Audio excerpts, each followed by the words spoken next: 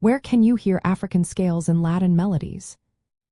Imagine a melody that feels both familiar and new, like a story told into different languages.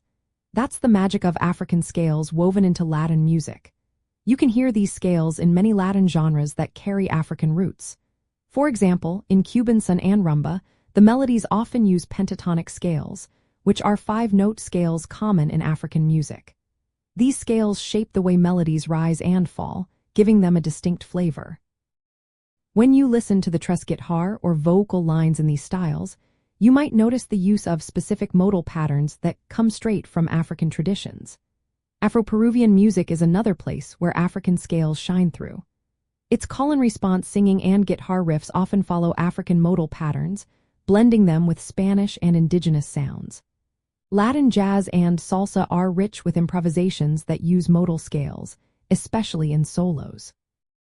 Musicians explore different modes beyond Western major and minor scales, creating a more expressive sound. Reggae, which has Caribbean roots with African influence, also features melodies that draw from African scales. You might hear minor pentatonic or modal patterns in vocal lines and instrumental parts, giving reggae its soulful feel. So, if you listen closely to Cuban Salsa and Rumba, Afro-Peruvian tunes, Latin jazz improvisations, or reggae melodies, you are hearing African scales in action. These scales help connect the music to its African heritage, blending with European harmonic elements to create the lively, rhythmic sound we love today.